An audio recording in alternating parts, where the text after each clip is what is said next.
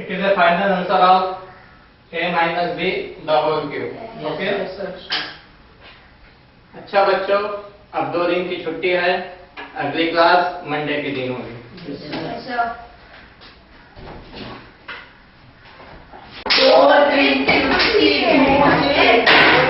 दिन की छुट्टी है, बहुत मजा आएगा। चलो बाहर चलते हैं। एक तो पढ़ाई कर करके दिमाग खराब हो गया है, बाहर जाएंगे तो माइंड फ्रेश हो जाएगा। हाँ, ये तो बहुत अच्छा आइडिया है। घर पर बैठे रहने और बोर होने से तो अच्छा है कहीं घूमने चले। घूमने जाने के अलावा भी हम दूसरे बहुत सारे अच्छे काम कर सकते हैं। क्या मतलब है तुम्हारा? कैसे अच्छे काम करना है? क्या घर के काम करने पड़ेंगे? घर का काम करने में क्या खराबी है? हमारा इमाम अलैहिस्सलाम ने कहा है कि घर का काम करना भी एक तरह की इबादत है। घर के काम करने के लिए तो जिंदगी पड़ी है, अभी तो मौज मस्ती का वक्त है। ये मौज मस्ती का वक्त नहीं है, ये जश्न की तैयारी का वक्त है। क्या तुम सब भूल गए? 15 शाबान की तारीख नजदीक आ रही है। हर जुमा को सुनते हैं कि जो इंसान अपने वक्त के इमाम की मारिफत को जाने बगैर मर जाता है वो दौरे जाहिलियत की मौत मरता है।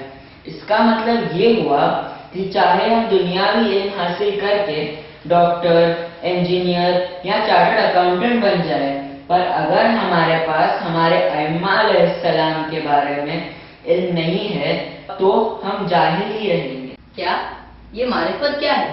और ये इल्म डॉक्टर, इंजीनियर और चार्टर्ड अकाउंटेंट के इल्म से भी ज्यादा जरूरी क्यों है? हाँ, मैंने भी ये लफ्ज़ मारिफत सुना है, मगर इसका मतलब क्या है?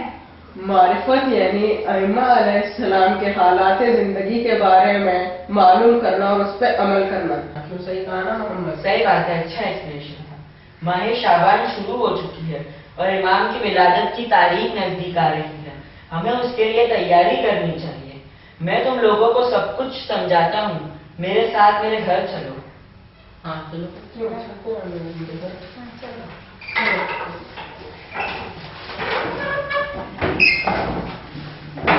एक मिनट, मैं फोन कर रहा हूँ।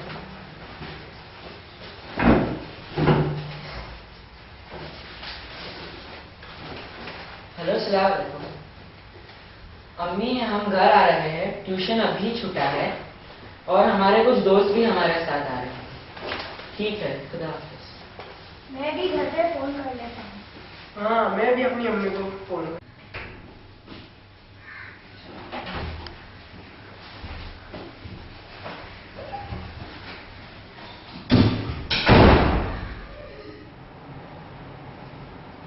आओ, आ जाओ।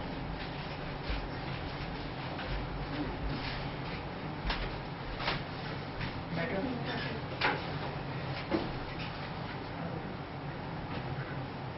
मोहम्मद, तुम्हारे कंप्यूटर में कौन कौन सी गेम है? मुझे जानना है। हाँ हाँ बताओ, कौन सी गेम है? अजीब बात है, मैं यहाँ तुम लोगों को ऐसी चीजें बता रहा हूँ जो हमारे लिए जरूरी है और तुम्हें जिस बात में इंटरेस्ट है उसी के बारे में पूछ रहे हो। ऐसी बेकार बातें कर रहे हो।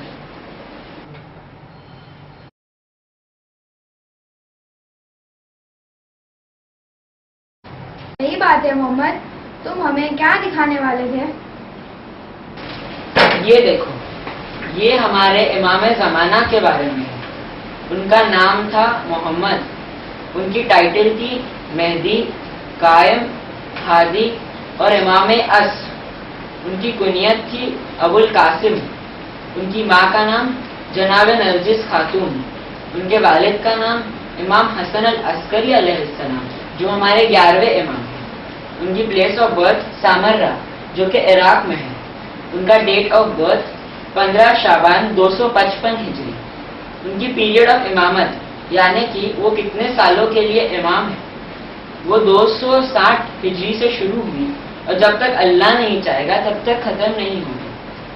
टाइप्स ऑफ गैबत यानी कि उनकी कितनी गैबत थी? उनकी 2 टाइप की गैबत थी। एक गैबत सुगरा जो छोटी वाली थी और गैबत कुबरा जो कि उनकी बड़ी गैबत थी।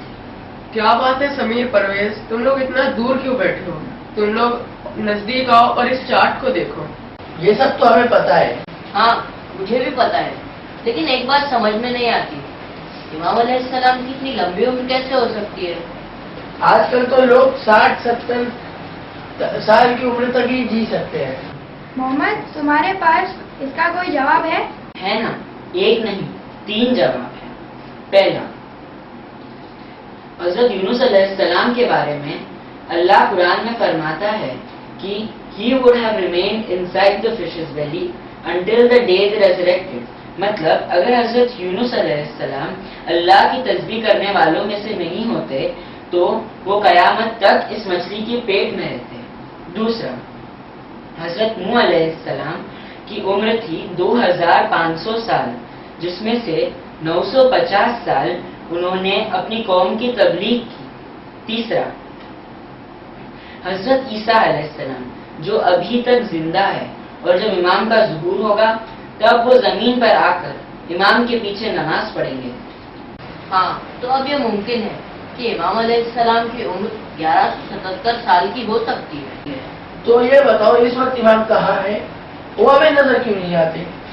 इमाम इस वक्त गैबत में है, वो हमें दिखाई नहीं देते हैं। एक्शन। Very good. इसी तरह इमाम गैबत में रहकर इस दौरे गैबत में हमारी मदद कर रहे हैं, हमारी मुश्किलें हल कर रहे हैं। एक और छोटा सा वाक्या बताता हूँ जिससे ये बात क्लियर हो जाएगी कि इमाम गैबत में रहकर भी किस तरह लोगों से मिलते हैं और उनकी मदद भी करते हैं। ये देखो, ये मस्जिद सहला का एक वाकया है।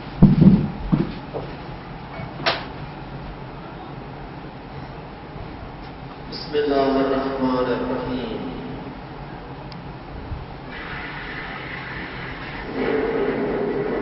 मैंने उलमाए कराम से सुना था कि जो शख्स इमाम ज़माना अलैहिस्सलाम से मिलने की तड़प रखता है और वो 40 शब बुध मस्जिद सहला में आमाल इस्तिजाज़ा करेगा तो उसे हज़रत हुज्जत इमाम मेहदी अलैहिस्सलाम की ज़ियारत नसीब होगी। मैं इमाम ज़माना अलैहिस्सलाम से मुलाकात करने को बेचैन हो गया और इसी गरज से मैं ये अमल अंजाम देने लगा। चाहे बहुत गर्मी हो या सर्दी, या बारिश हो या तूफान, हर शबे बुध मस्जिद सहला जाता रहा। एक शब बुध ऐसा ही हुआ कि जब मैं मस्जिद सहला की तरफ जा रहा था कि रास्ते में तूफानी बारिश शुरू हो गई। फिर भी मैंने अपना सफर जारी रखा। मैं ये ख्याल कर रहा था कि हर शब बुध की तरह इस शब में भी मोमिनीन मस्जिद सहला में जमा हो गए होंगे। मैं मस्जिद सहला के दरवाजे पर पहुंच गया। बारिश तेज और तूफान की शिद्दत बढ़ चुकी थी।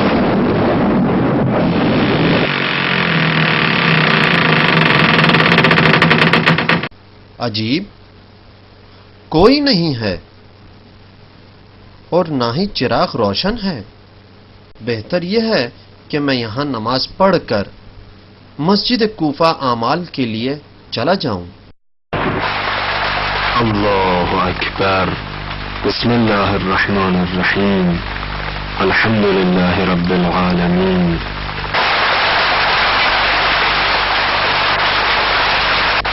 सुब्हान रब्बियल अअला व बिहम्दिही। अल्लाहु अकबर। अल्हम्दुलिल्लाहि कमा हुवा अहलुहु।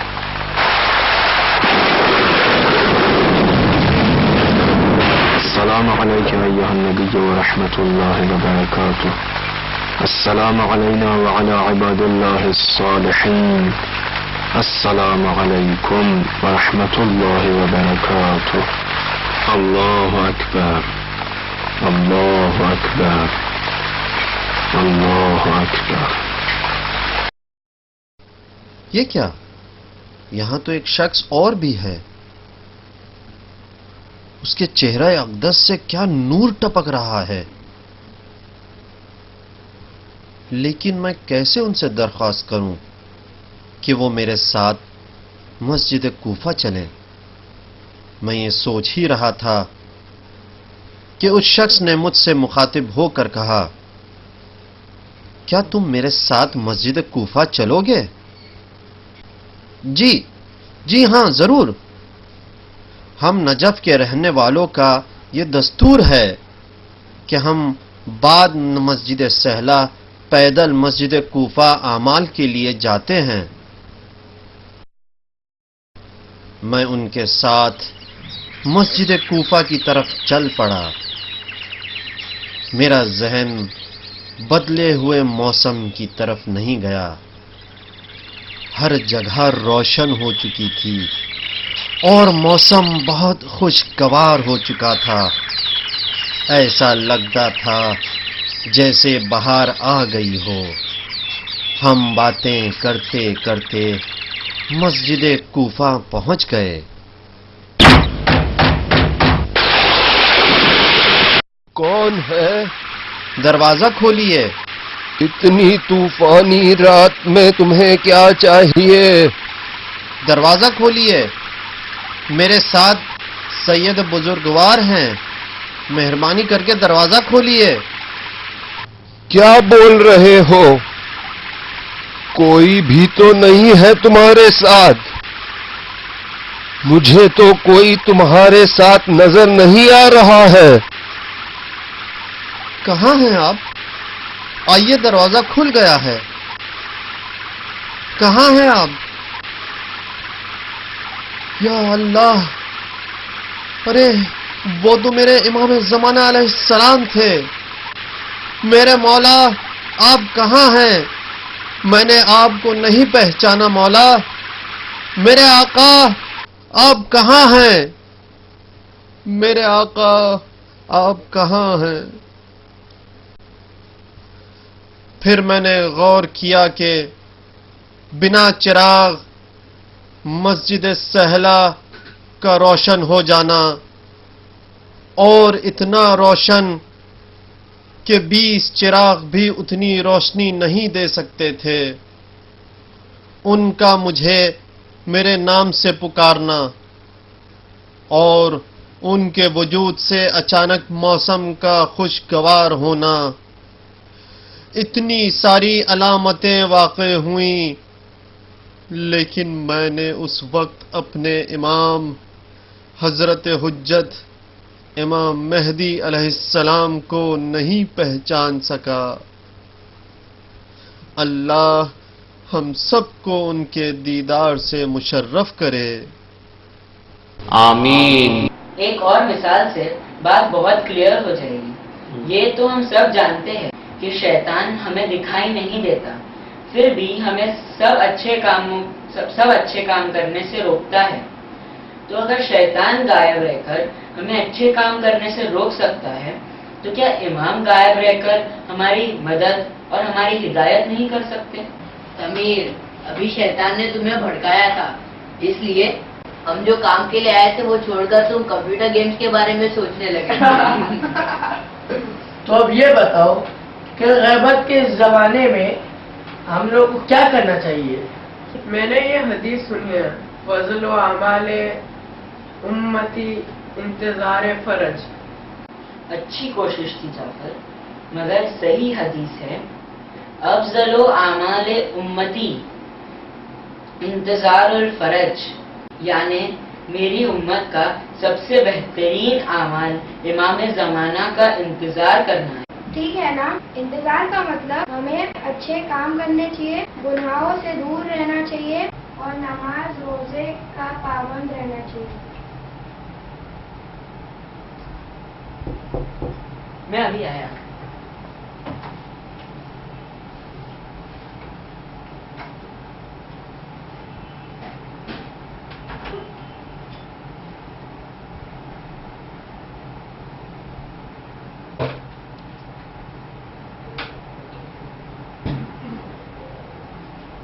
یہ لو، شربت پیو، بسکٹ کھاؤ۔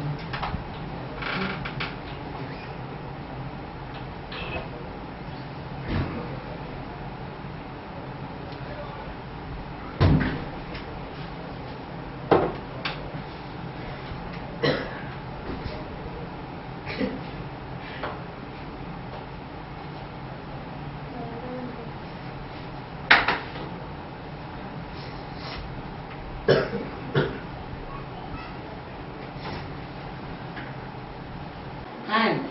انتظار کا مطلب صرف یہ نہیں کہ ہم اچھے کام کریں اور گناہوں سے دور رہیں۔ اس کی مثال ہمارے بورڈ ایگزام کی رزلٹ کی طرح ہے۔ جس بے صبری سے ہم ہمارے بورڈ ایگزام کے رزلٹ کا انتظار کرتے ہیں، کچھ اسی طرح ہمیں امام کے ظہور کا انتظار کرنا چاہیے اور ان کے جلد سے جلد ظہور کے لیے دعا کرنی چاہیے۔ بالکل ٹھیک، بورڈز کے رزلٹ پر ہی ہمارا کریئر ڈیپینڈ ہوتا ہے۔ اچھے مارکس آئے تو زندگی سنور جاتی ہے، ٹھیک اسی طرح امام کے ظہور کے بعد پریشانیاں ختم ہو جائیں گی۔ آج اس دنیا میں ظلم و جور پھیلا ہوا ہے۔ جب امام کا ظہور ہوگا تو امام اس دنیا کو عدل و انصاف سے بھر دیں گے۔ اس لیے ہمیں امام کے جلد سے جلد ظہور کی دعا کرنی چاہیے۔ ظہور کی دعا کرنے سے ہمیں کیا حاصل ہوگا؟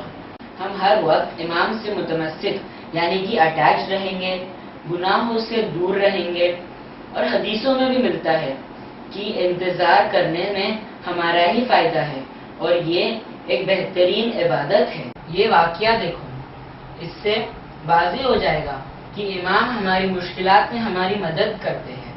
یہ دیکھو، اعوذ باللہ من الشیطان الرجیم، بسم اللہ الرحمن الرحیم۔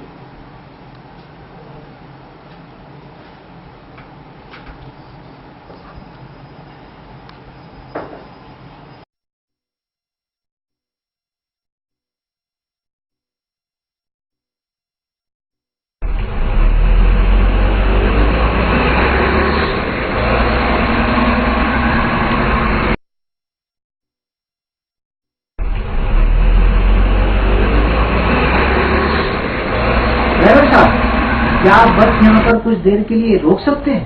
کیوں؟ کیا کام ہے؟ مجھے نماز پڑھنی ہے۔ نماز پڑھنی ہے؟ نماز قضا ہونے میں تو بہت وقت باقی ہے، اور اس سے پہلے ہم شہر پہنچ جائیں گے، تب نماز پڑھ لینا۔ جناب، مجھے اول وقت نماز پڑھنی ہے، خدا کے لیے کچھ دیر کے لیے بس روک دیجئے۔ ٹھیک ہے، ٹھیک ہے، جب تک میں تیل پانی بھی چیک کر لیتا ہوں۔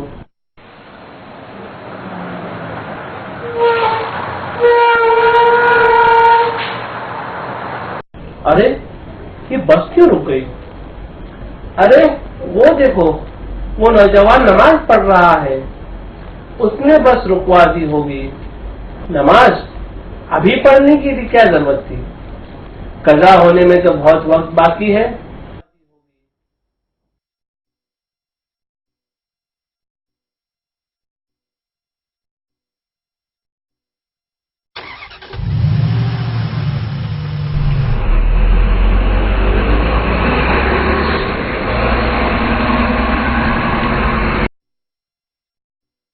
السلام علیکم۔ وعلیکم السلام۔ اس زمانے میں جب لوگ نماز قضا کر دیتے ہیں، تم نے نماز اول وقت ادا کی، اللہ قبول کرے انشاءاللہ۔ الہی آمین۔ ماشاء اللہ، ہمارے 12ویں امام مہدی علیہ السلام فرماتے ہیں، نماز اول وقت پڑھو، اس سے شیطان اپنی ناک زمین پر رگڑتا ہے۔ بے شک، اسی کے ساتھ میری زندگی کو بدل دینے والا ایک اہم واقعہ بھی جڑا ہے۔ کیا تم وہ واقعہ مجھے بتانا پسند کرو گے؟ جب میں کالج میں تھا اور ڈگری حاصل کرنے کے لیے میں وطن سے دور گیا تھا۔ اچھا بیٹا، خدا حافظ، اپنا خیال رکھنا، دل لگا کر پڑھائی کرنا، نماز پابندی کے ساتھ ادا کرنا۔ جاؤ بیٹا، تم کو امام رضا علیہ السلام کی ضمانت نے دیا۔ جی امی جان، میں آپ کی بات ہمیشہ یاد رکھوں گا۔ خدا حافظ۔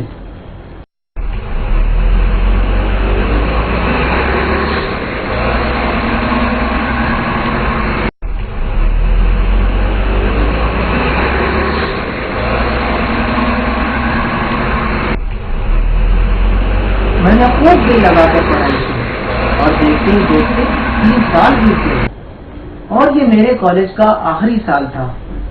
دل میں یہ تمنا تھی کہ جلد ڈگری مل جائے گی اور میں اپنے وطن واپس لوٹ جاؤں گا. امتحان کا وقت تھا. ہمیں بتایا گیا تھا کہ امتحان کالج میں نہیں بلکہ کالج سے دور یونیورسٹی میں ہوگا. یونیورسٹی تک کا سفر تقریباً 2 گھنٹے تھا. مجھے روزانہ 2 گھنٹے کا سفر طے کر کے یونیورسٹی میں امتحان دینے جانا پڑتا تھا. جس دن آخری پرچہ تھا میں بہت خوش تھا کہ آج آخری پرچہ ہے. اب جلد ہی میں اپنے والدین کی خدمت میں پہنچ جاؤں گا. میں بس یہ سوچتا جا رہا تھا کہ اچانک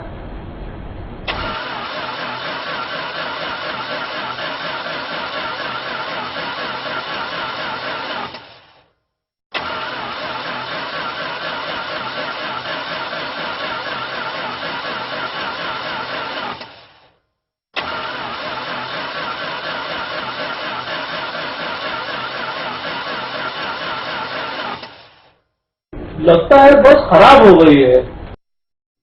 جی ہاں، لگتا ہے اس کا آئل فلٹر پھٹ گیا ہے.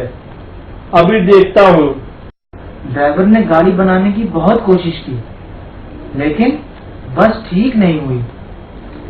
بس بننے میں دیر لگے گی. بہت کوشش کی. میکینک کو بلانا پڑے گا. بس ٹھیک آپ نہیں لوگ دوسری بس آنے کا انتظار کریں. دوسری بس کب آئے گی؟ تقریباً 1 گھنٹہ لگ جائے گا. نہ جانے یہ بس کب بنے گی اور نہ جانے دوسری بس کب آئے گی. مجھے یونیورسٹی پہنچنے میں دیر ہو جائے گی تو میرا امتحان میں نہیں دے پاؤں گا اور میں فیل ہو جاؤں گا. ڈگری نہیں ملے گی. سال بھر کی محنت ضائع ہو جائے گی. گھر پر کیا کہوں گا؟ پھر 1 سال اپنے وطن سے دور، اپنے گھر والوں سے دور. اس علاقے میں ٹیکسی بھی نہیں ہے. کوئی اپنی گاڑی بھی نہیں روک رہا ہے. یا اللہ میں کیا کروں؟ یا امام زمان علیہ السلام، اے مولا میری مدد کیجیے. آج آخری امتحان ہے. اگر میں آج وقت پر نہ پہنچ سکا تو امتحان نہیں دے سکوں گا. میں فیل ہو جاؤں گا مولا. سال بھر کی محنت برباد ہو جائے گی، ضائع ہو جائے گی. مولا اگر آپ بس ٹھیک کروا دیں اور میں وقت پر پہنچ گیا تو میں آپ سے وعدہ کرتا ہوں میں ہمیشہ نماز اول وقت ادا کروں گا، چاہے میں کہیں بھی رہوں. جس حال میں رہوں نماز اول وقت ہی پڑھوں گا. یا صاحب الزمان مدد کیجیے مولا، مدد کیجیے.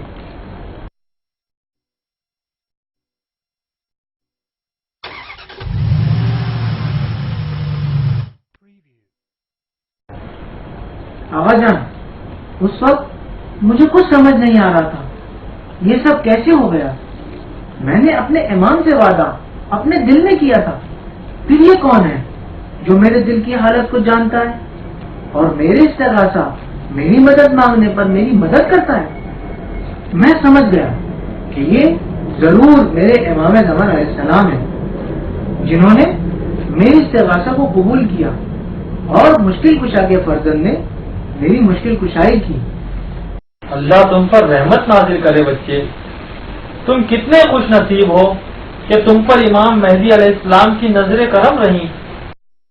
میں اس دن سے لے کر آج تک چاہے کہیں بھی رہوں، کتنا ہی مصروف رہوں، میں نماز اول وقت ہی پڑھتا ہوں. اور بچوں، میں تم سے بھی یہ کہتا ہوں کہ نماز اول وقت پڑھو. اس سے ہمارے ائمہ علیہ السلام خوش ہوتے ہیں. اور جب کبھی مشکل میں ہو تو اپنے امام علیہ السلام سے مدد مانگو.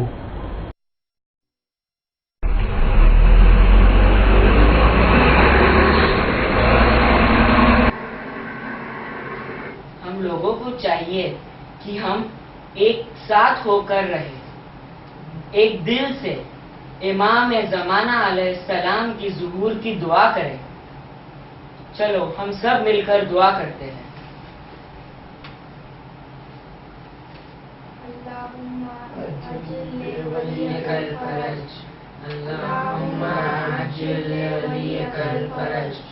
اللهم عجل وليك الفرج